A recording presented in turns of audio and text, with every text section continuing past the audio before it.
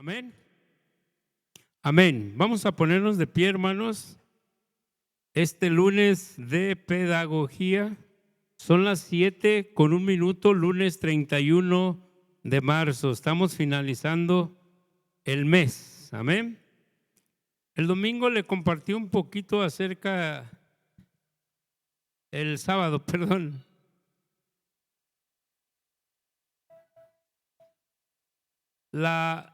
Le comentaba yo que la mente de Cristo en el ser humano es un estado de gobierno. Es un estado de gobierno. Amén. Vamos a orar. Padre bueno que estás en gloria, te damos gracias, Señor. Venimos delante de tu presencia, Señor, pidiendo la gracia que no tenemos, Señor, para hablar tu palabra. En el nombre de Jesús disponemos nuestra mente, nuestro corazón, para ser revestidos de lo alto, Señor, ser llenos de tu presencia, ser llenos de tu Hijo, Señor, que seamos, Dios mío, transformados a la imagen de tu Hijo. Que esta palabra, Señor, nos lleve al entendimiento de la verdad. En el nombre de Jesús, Espíritu Santo, toma control en este lugar y háblanos conforme la palabra de Dios. Amén. Amén. Amén. Les decía, ahí estaba estudiando algunas cosas que me llamaron mucho la atención. El tema de hoy, ¿quién es un cristiano? Pero quiero comenzar primero que podamos entender que la mente de Cristo en el ser humano es un gobierno. ¿Qué es eso? Que Cristo tiene que gobernar nuestras vidas. Ese es el propósito del Evangelio. Otra cosa, yo no vivo para Cristo. Cristo vive su vida en mí. Son cosas que he estado investigando que son interesantes. El poder entender que tú y yo no podemos desarrollar el propósito en Dios. ¿Por qué razón? Porque es Cristo el que desarrolla el propósito en nosotros. Por eso es necesario que entendamos quién es un cristiano y qué es estar en Cristo. El poder entender que ir a una iglesia, hermano, no nos hace cristianos. Mire, pertenecer a un ministerio no nos hace cristianos. ¿Qué es lo que nos hace cristianos? Lo que nos hace cristianos es que Cristo viva en nosotros. Amén. Es Cristo actuando en nosotros. No es nosotros actuando como cristianos. Mire, hermano, yo me pongo a leer y me da risa. Y le voy a decir por qué me da risa. Porque yo de noviembre para acá, yo no veía la Biblia así. Estábamos tan enfocados en lo que nos habían enseñado, pero nos tenía velada esa enseñanza. No nos dejaba ver a Cristo porque estábamos trabajando en el Antiguo Testamento, ¿ok? También nosotros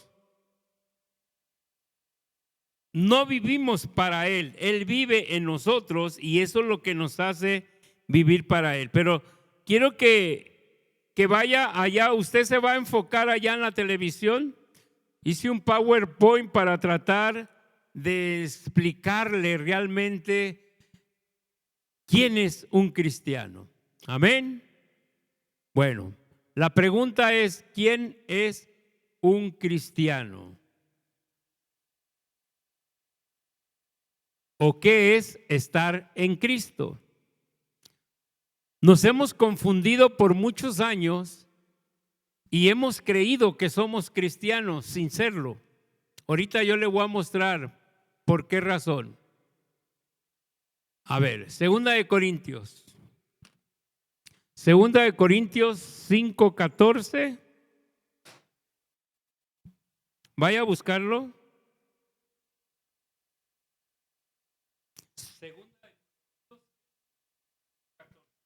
paralela.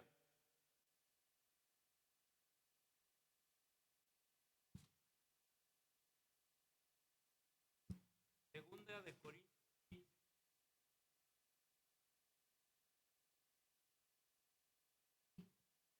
Es Segunda de Corintios. Ahí está puesta, mire.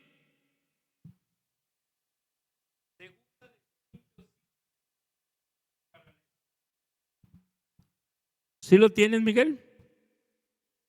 Bueno, recuerda el tema. ¿Quién es un cristiano o qué nos hace cristianos? Segunda de Corintios 5:14.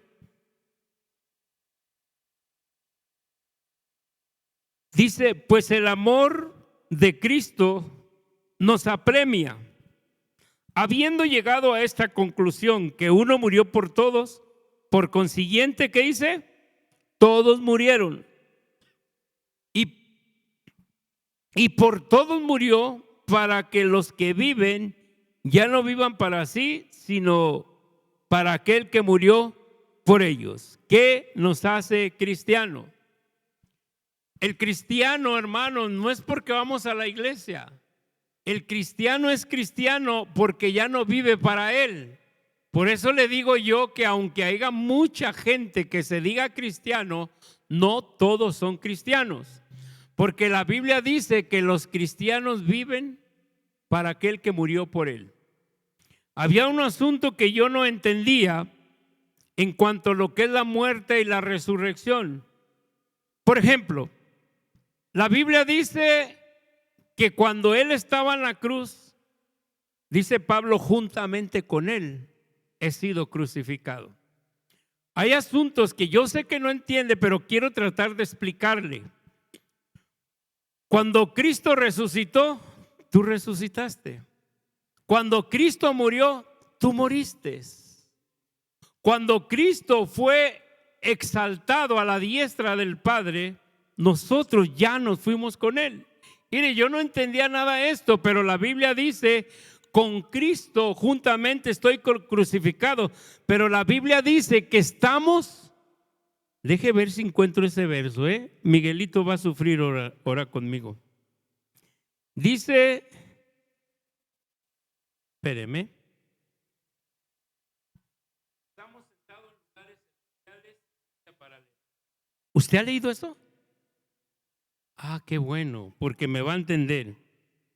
Mire, Efesios 2:6, acuérdese que el sacerdocio de Jesucristo opera solamente en el nuevo pacto, no se le olvide. Efesios 2:6, el encabezado dice de muerte a vida. Dice, aun cuando estabas muerto, verso 5, en nuestros delitos, nos dio vida juntamente con él, con Cristo. Por gracia habéis sido salvados y con él nos resucitó y con él nos sentó ¿a dónde? Hermano, 28 años de cristiano y nunca había entendido yo eso. Yo me maravillo de lo que Dios está haciendo con nosotros, porque salimos de un molde humano, de una doctrina humana a la verdad del evangelio. ¿Sabe qué dice la Biblia? Que cada uno de nosotros ya estamos sentados con él en los lugares celestiales. Hermano, yo quiero que seamos honestos. Mire, si vamos a seguir a Cristo, va a ser en la verdad. Y la verdad no está en el Antiguo Testamento.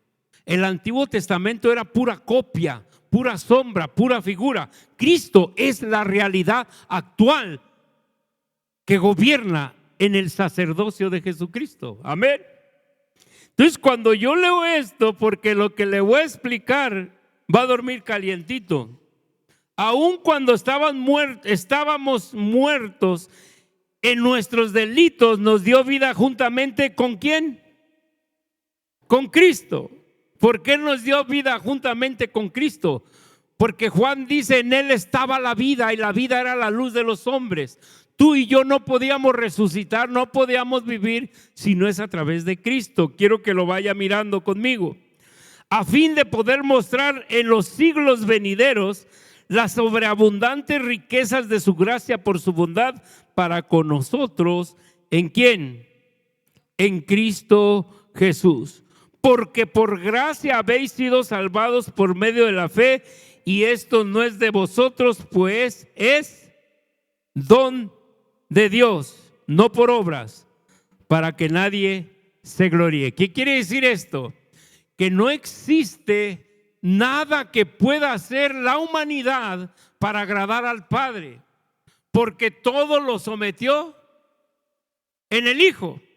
Y dice ahí, de modo que si alguno está en Cristo, es nueva criatura. No dice que eres reconstruido, no dice que eres restaurado. Mire, yo he visto iglesias que dicen iglesia de restauración. Está bien, pero hoy con lo que Dios me está enseñando, yo no le pondría un título de esos a la iglesia, porque Dios no restaura a nadie. Dice que en Cristo Él hace todas las cosas nuevas. Amén.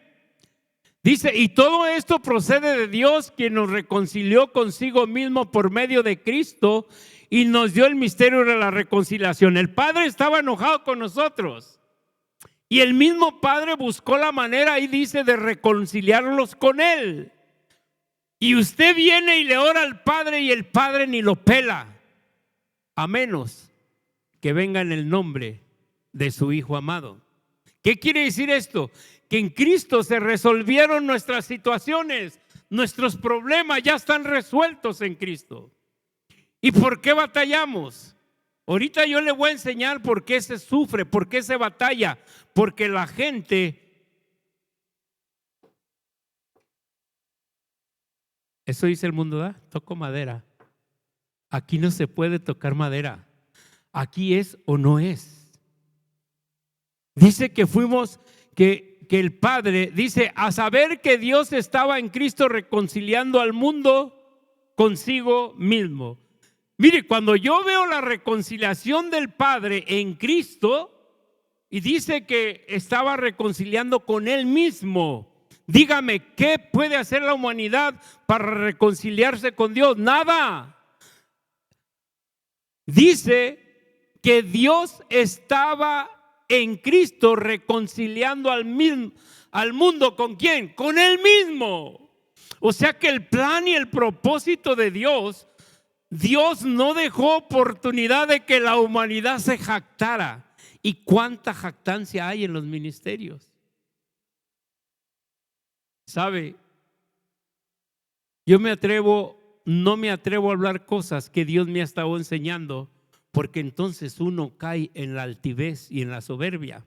Pero yo me doy cuenta que la humanidad no le dejaron recursos. Ahí dice que todo es por gracia, todo es regalo. Amén. Bueno, entonces vamos a seguir. Vamos a seguir con el PowerPoint. Mire lo que dice aquí.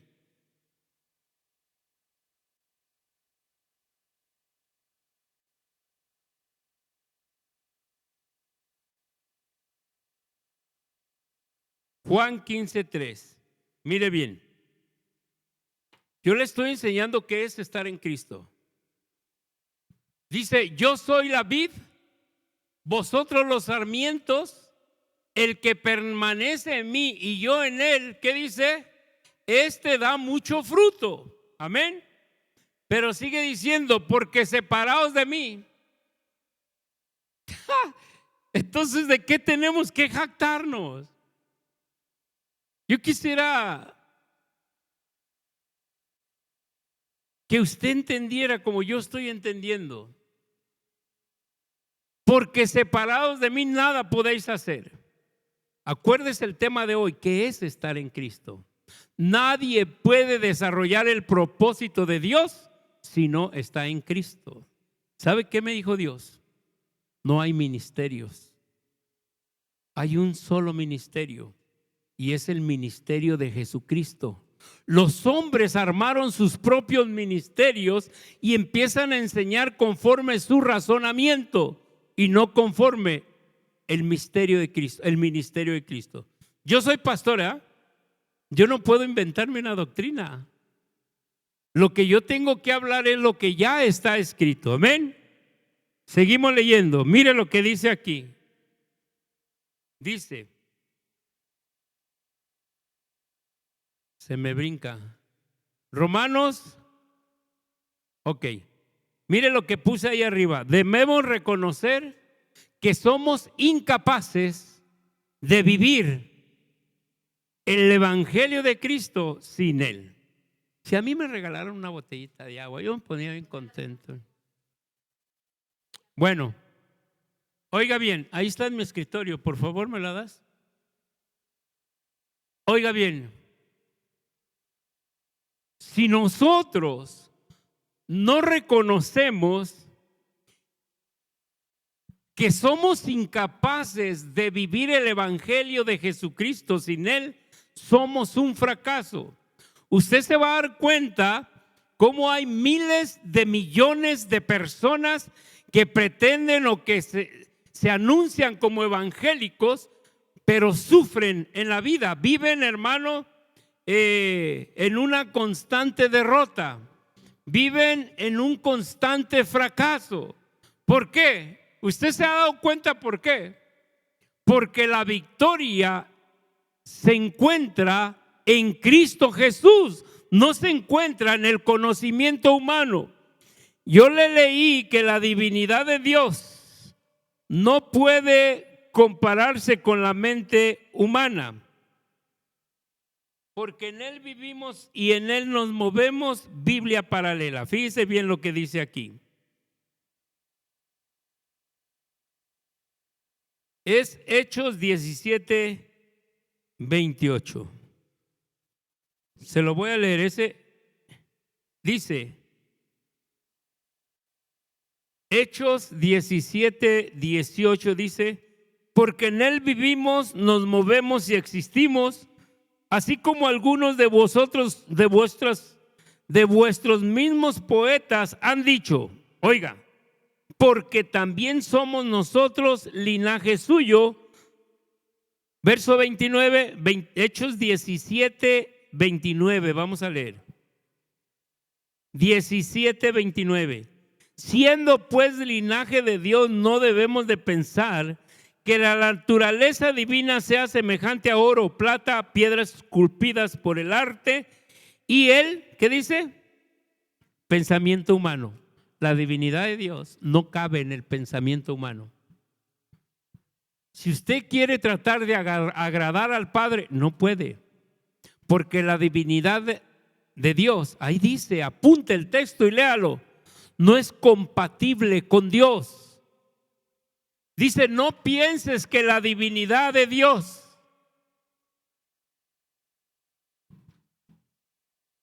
dice, siendo pues linaje de Dios, no debemos pensar que la naturaleza divina sea semejante a oro, plata, piedra esculpidos por el arte y el pensamiento humano. Quiere decir que tenemos una mente que ordena cosas. Tenemos una mente con una capacidad, algunos mayor, algunos menos. Pero por más grande que sea la capacidad de tu mente ahí, no se puede comparar esa capacidad ¿en qué? En la divinidad humana. Por eso es que nuestro recurso que el Padre nos otorga es Cristo. Amén. La mente de Cristo, esa sí tiene la capacidad de escuchar y entender al Padre. Por eso el apóstol Pablo dice que nos dieron ¿qué? La mente de Cristo. Entonces, en Romanos 7:14, la Biblia me confirma que no podemos agradar a Dios.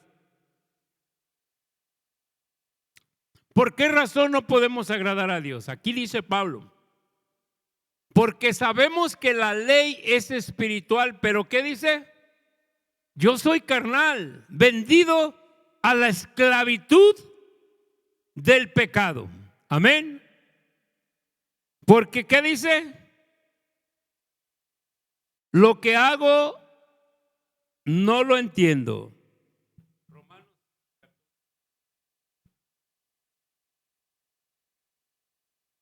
Porque lo que hago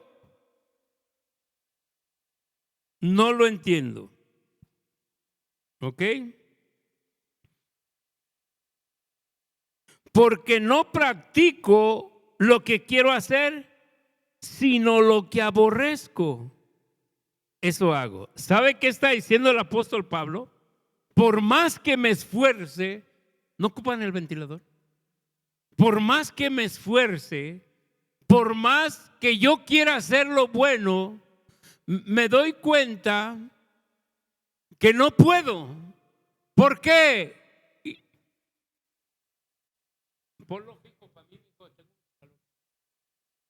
Pero ¿cuántos de ustedes queremos agradar a Dios y no podemos? ¿Va que no puedes? Martina, ¿puedes agradar a Dios? No podemos, a menos que estemos en Cristo. Ahorita te voy a explicar. Yo me he esforzado por ser una buena persona. Yo me he esforzado por querer ser un buen ser humano, un buen padre, un buen esposo. ¿Y qué cree? No puedo. El buen esposo es Cristo. Él lavó, santificó, glorificó a su novia. Pero nosotros no podemos. Y no es una excusa. No es una excusa. Usted se va a dar cuenta de algo. El apóstol Pablo empieza a decir, porque lo que hago no lo entiendo. Porque no practico lo que quiero hacer, sino lo que yo aborrezco, eso hago. Y si lo que no quiero hacer, eso hago, estoy de acuerdo con la ley reconociendo que es buena. Miren, así que ya no soy yo el que lo hace, sino que el pecado que habita en mí. Porque yo sé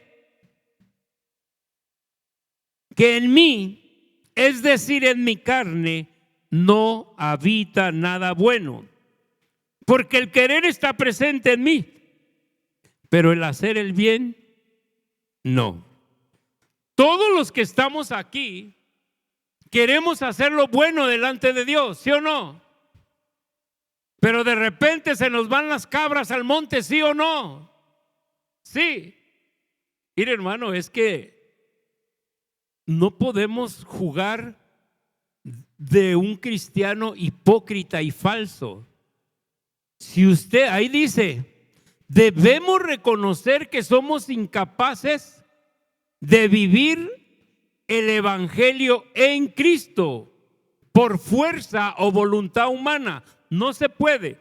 Tiene que haber una sobrenaturalidad para que usted pueda agradar al Padre. Y esa sobrenaturalidad está en el Hijo. Amén. Amén. Elías.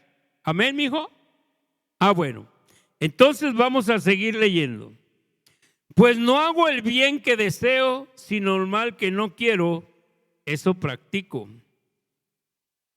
Y si lo que no quiero hacer, eso hago, ya no soy yo el que lo hace, sino ¿quién?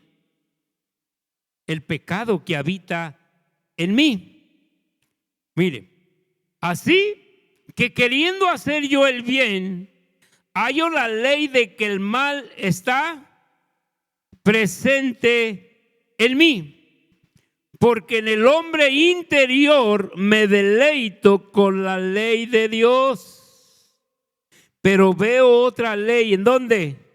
En los miembros de mi cuerpo, que hace guerra contra la ley de mi mente y me hace prisionero de la ley del pecado que está en mis miembros. El pecado fue condenado en nuestra carne y hay una ley que opera en nuestra carne y esa ley nos hace pecar. Dice Pablo, yo no quiero hacer lo malo, pero termino haciéndolo. En mi hombre interior, dice Pablo, está el hacer el bien, pero en mi carne no, porque en mi carne fue condenado el pecado. Óigame bien. Y sigue diciendo, miserable de mí, ¿quién me librará de este cuerpo de muerte? Oiga, El único que nos puede librar del cuerpo de muerte, el único que nos puede librar del pecado. ¿Qué dice ahí? El único que nos puede librar. Aquí dice, gracias a Dios por Jesucristo, Señor nuestro. Así que yo mismo, por un lado, con la mente sirvo a la ley de Dios, pero por el otro a la ley, con la carne a la ley del pecado. Oiga, nos vamos a Romanos 8:1, por favor.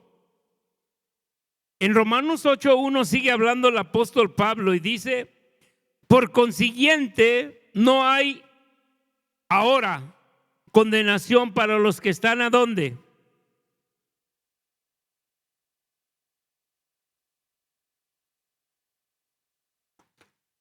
A ver.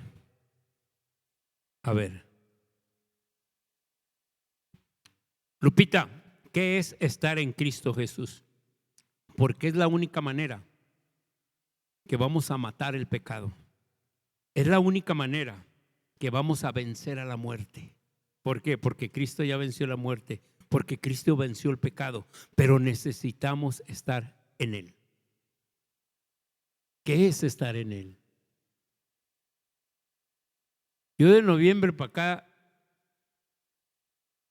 Dios ha hecho cosas bonitas en mi corazón, porque he estado entendiendo el evangelio del sacerdocio del nuevo pacto. No era lo que nos enseñaron. El sacerdocio del nuevo pacto tiene que ver con Cristo y la obra redentora. No tiene que ver con Moisés. Hermano, entiéndame, yo les pido perdón cada vez que hable esto porque yo mismo estaba cegado. Yo no entendía lo que le estoy enseñando. Para que el pecado me deje a mí, para que la maldición me deje a mí, yo no ocupo una liberación. Yo necesito a Cristo. La liberación es para los que no tienen a Cristo. ¿Sí me entiende? Es para los que no tienen a Cristo. Imagínese Cristo en mí y yo liberándome. No está Cristo ahí. ¿Por qué? Porque Cristo venció la muerte, Cristo venció el pecado, Cristo venció los principados, las potestades y los exhibió públicamente, triunfando sobre ellos en la cruz. ¿Sabe que nos rayamos, verdad? Con este cambio, ¿verdad? Gloria a Cristo Jesús. Yo estoy maravillado con el entendimiento que Dios nos está dando. ¿Por qué razón? Ahora vamos. Seguimos. Por consiguiente no hay condenación para los que están en Cristo Jesús, los que no andan conforme a la carne, sino conforme al Espíritu. ¿Sabe quién puede andar conforme al Espíritu? ¿Sabe quién puede andar conforme al Espíritu? El que está en Cristo. Fuera de Cristo no hay Espíritu Santo. Sería falso. Porque Jesús dijo, les conviene que me vaya, les voy a enviar el Espíritu de la verdad. Él les va a hablar de mí. Él tomará de lo mío y lo hará saber. Hay una unanimidad, hermano, entre el Padre, el Hijo y el Espíritu, que esa función genera cambios en nuestras vidas. Esa función, hermano, transforma nuestras vidas. Pablo tuvo un encuentro y fue transformado de tal manera que él se dio cuenta que había muerto y que había resucitado en Cristo. Él vivió en la tierra resucitado. Amén. Bueno, seguimos. Porque la ley del Espíritu de vida en Cristo Jesús te ha liberado de la ley del pecado y de la muerte. Había dos leyes. La ley del pecado que operó en Moisés en los 10 mandamientos y la ley del Espíritu de vida en Cristo Jesús que opera en el sacerdocio de Jesucristo en el orden de Melquisedec. Ahora, quiero explicarle algo. Deje a ver si aquí está. Romanos, esto es lo que ya leímos ahorita. Me adelanté. La única manera es esta. Primera de Corintios 1:30. Mire, yo no sé cómo, pero Primera de Corintios 1:30 dice: mas por obra suya estáis vosotros en. ¿Por obra de quién? Por obra del Padre. Mas por obra del Padre, vosotros estáis en Cristo Jesús. Ahora mi pregunta es: ¿qué hiciste para estar en Cristo? Nada. Es una obra del Padre. Por obra suya estáis vosotros en Cristo Jesús, el cual se hizo para nosotros sabiduría de Dios, justificación, santificación y redención. ¿Sabe quién hizo eso? Tú no, ni yo. Lo hizo Cristo y nos lo dio el Padre. Mire, Cristo, el Padre, nos voltea a ver. Dice: mas por obra suya vosotros estáis vosotros en Cristo Jesús, el cual se hizo para nosotros sabiduría de Dios, justificación, santificación y redención. Esas 4 cosas las hizo Jesús. ¿Sabe por qué? Porque el Padre las reclamaba como paga. Las hace Jesús y te las da. Ahora nosotros, en la mente de Cristo, tenemos la sabiduría de Dios. Con la mente de Cristo fuimos justificados, fuimos santificados y fuimos redimidos. La única manera es en Cristo Jesús. Quiero explicarle algo, pero deje a ver si aquí me sale. En la mañana, ayer en la noche, antes de dormirme,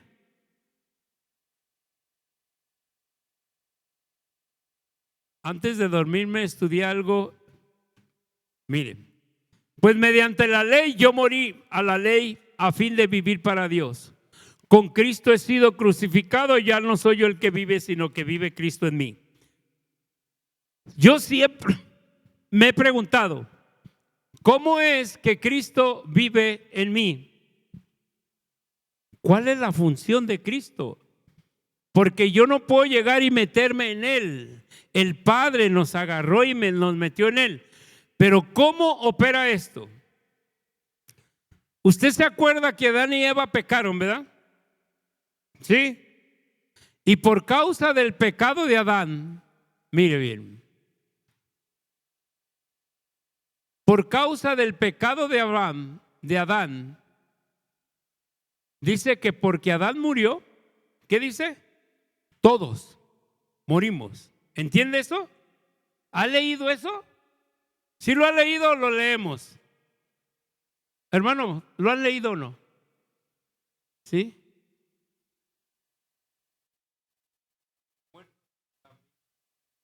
Fíjese bien. 1 Corintios 15:22. Porque ya que la muerte entró por un hombre, también por un hombre vino la resurrección de los muertos.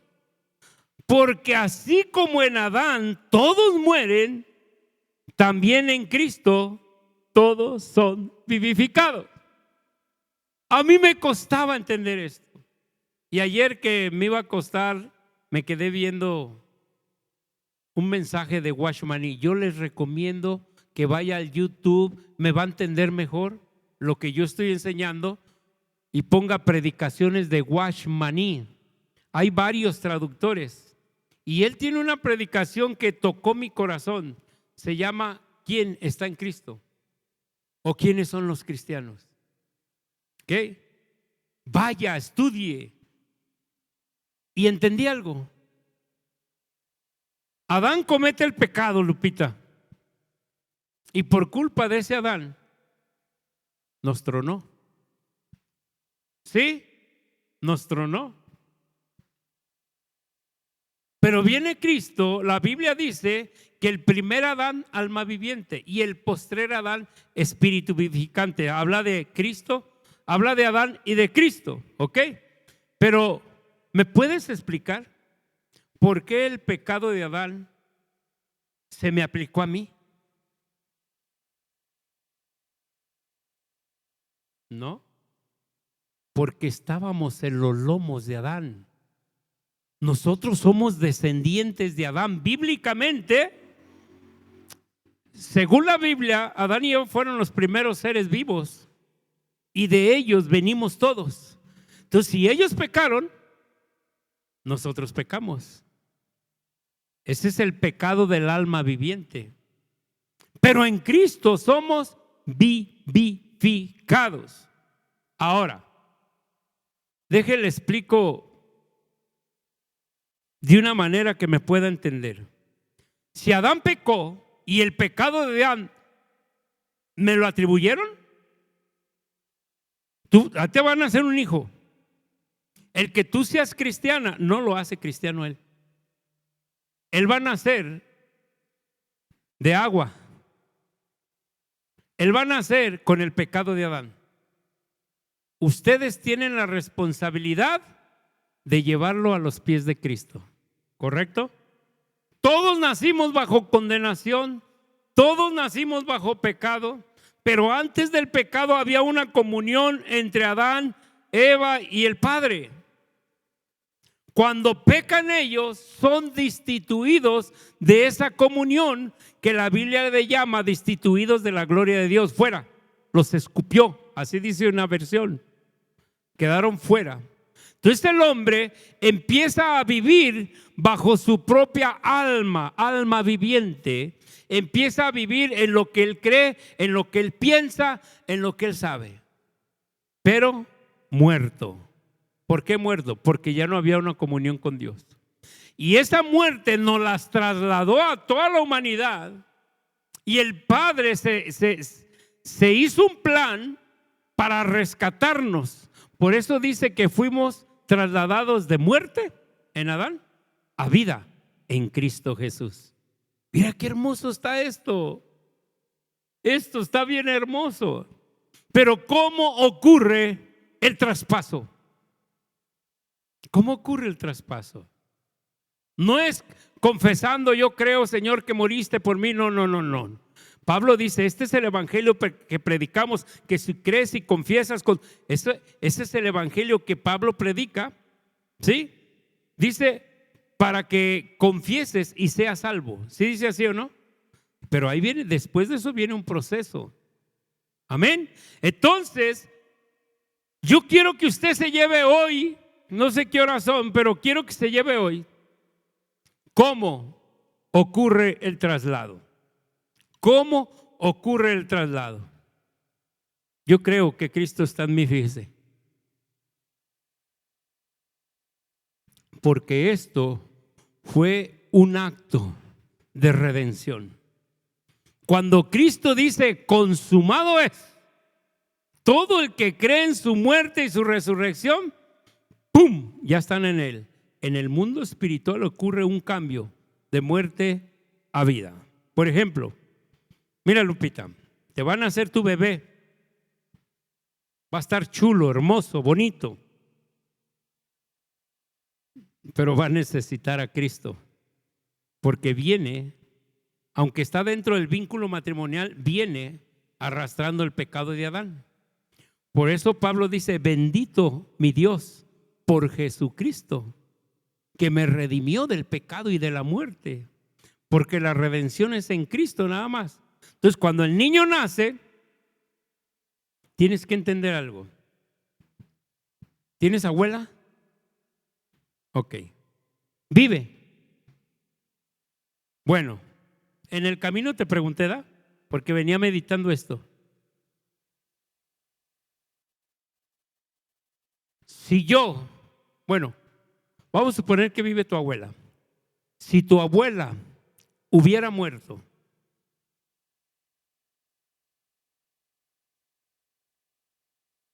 cuando tu mamá todavía no se casaba, ¿hubieras nacido tú? ¿Ah? Ok, fíjate qué extraordinario es esto. Adán vive su vida, peca y nos daña a toda la humanidad. ¿Ok? Si Adán no hubiera pecado, no hubiera necesidad de estar en Cristo para que nos haga nuevos. ¿Sí?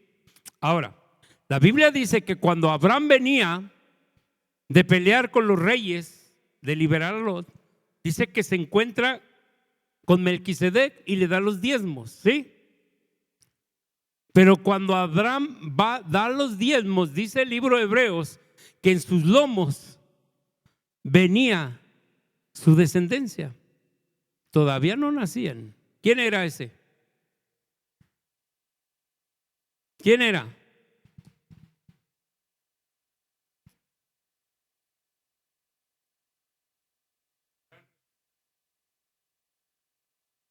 Fíjese bien. Abraham, Génesis 14:20. Abraham le dio un diezmo al sacerdote Melquisedec. Fue el primer diezmo registrado en la Biblia. Fíjense bien. Está ahí conmigo, ¿verdad? ¿Qué cita le dije? Génesis 14:20. Esto fue anunciado en Génesis 14:20. Amén. Ok, déjeme buscar a este. Bendito sea el Dios Altísimo que entregó tus enemigos en tus manos y le dio a Abraham, ¿qué dice? Los diezmos de todo. Amén. ¿Sí? Bueno, pero en los diezmos de Abraham, dice la Biblia, acá está. Vamos a ir a Hebreos.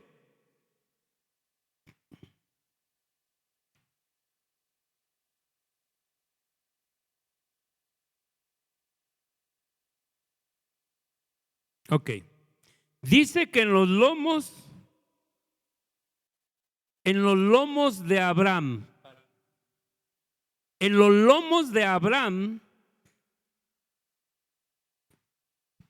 en Hebreos 7, 2, 3 y 5, para referirse a los descendientes de Abraham. Mira, aquí es Hebreos 7, 10. Y por decirlo así, por medio de Abraham, aún Leví que recibía diezmo, pagaba diezmos, porque aún estaban los lomos de su padre cuando salió al encuentro. Abraham diezma a Melquisedec, ¿y quién estaba en sus lomos? Leví. Todavía no nacía, pero cuando Abraham diezmaba, su descendencia ya venía diezmando. Amén. ¿Qué quiere decir esto? Que cuando Cristo viene y paga por nosotros, nosotros estábamos en Él, fuimos crucificados en Él, fuimos resucitados en Él. Y si vivimos, para Él vivimos. Y si morimos, para Él morimos. Entonces, ¿qué tiene que hacer la humanidad para estar en Cristo? Obedecerlo.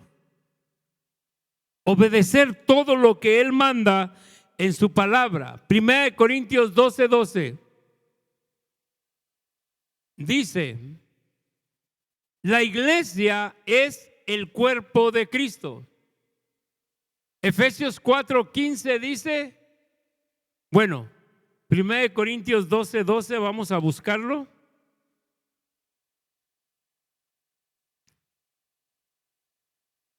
Primera de Corintios 12, 12. Quiero explicarle cómo funciona esto. Porque así como el cuerpo es uno y tiene muchos miembros, pero todos los miembros del cuerpo, aunque son muchos, constituyen un solo cuerpo, así también es Cristo. Amén. Pues por un bautizo, por un mismo espíritu, todos fuimos bautizados en un solo cuerpo, ya judíos, griegos, esclavos, libres, y a todos se nos dio a beber el mismo espíritu. Está hablando del cuerpo de Cristo. porque el cuerpo no es un solo miembro, sino muchos. Si el pie dijera, ¿por qué no soy mano, no soy parte del cuerpo? No por eso deja de ser parte del cuerpo. Amén. Y si el oído dijera, porque no soy ojo, no soy parte del cuerpo, no por eso dejaré de ser parte del cuerpo. Si todo el cuerpo fuera ojo, ¿qué sería del oído? Si todo fuera oído, ¿qué sería del olfato? Ahora bien, Dios ha colocado cada uno de los miembros en el cuerpo según le agradó. Y si todos fueran un solo miembro, ¿qué sería del cuerpo? Amén. Sin embargo, hay muchos miembros, pero un solo cuerpo. Y el ojo no puede decir a la mano, no te necesito, ni tampoco la cabeza a los pies, no os necesito. Por el contrario, la verdad es que los miembros del cuerpo que parecen ser los más débiles son los más necesarios. Y las partes del cuerpo que estimamos menos honrosas, a estas las vestimos con más honra, de manera que las partes que consideramos más íntimas reciben un trato honroso. Ya que nuestra parte presentable no lo necesitan, mas así, ¿qué dice? Formó Dios el cuerpo dando mayor honra a la parte que carecía de ello. Amén.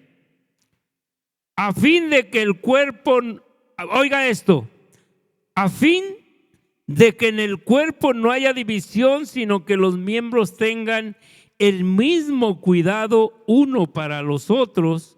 Y si un miembro sufre, todos los miembros sufren con él. Y si un miembro es honrado, todos los miembros se regocijan con él. Ahora bien, ¿qué dice? Vosotros sois el cuerpo de Cristo y cada uno individual, un miembro de él. Con esto vamos a terminar. Ahora bien, vosotros sois o van a ser. ¿Qué dice? Ya somos. Si ya somos cuerpo de Cristo, somos uno solo. Pero Dios nos acomoda como Él quiera. Al ti te puede poner mano, te puede poner oído, te puede poner ojo, pero todos, dice ahí, están unidos. ¿Qué va a pasar con tanta división por ministerios? ¿Quién es el que está en Cristo? No es el que está en un ministerio, no es el que está en una iglesia, es el que está añadido a la cabeza. Y si tú y yo estamos añadidos a la cabeza, ¿puede haber división? Estás fuera del cuerpo. Yo estoy maravillado con lo que Dios hizo con nosotros y lo que está haciendo. ¿Sabe por qué? Porque nos sacó del montón y nos unió al cuerpo de su Hijo. Y como tal vamos a vivir en el cuerpo de su Hijo. No hay enemigos para Cristo. Hay divisorios, hay piedras de tropiezo, pero esos no están en Cristo. El que está en Cristo, se tiene que ver Cristo en nosotros. Es que el evangelio es evidencia. El evangelio no es de diente a labio, soy evangélico, no. Tiene que haber evidencia. Hermano, tiene que haber cambios en nuestras vidas. Y le digo, ¿quién los hace? Cristo. No es en nuestras fuerzas. Póngase de pie. Vamos a orar.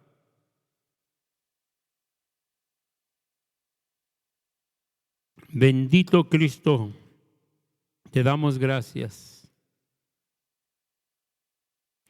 Gracias, Cristo Jesús, porque nos has liberado del pecado y de la muerte, porque nos has mostrado la unidad en el Espíritu, Porque ahora entendemos, Señor, que tu cuerpo no está dividido. Ahora entendemos, Padre mío, que el verdadero cristiano es el que está en el cuerpo. Es aquel que vive para Él.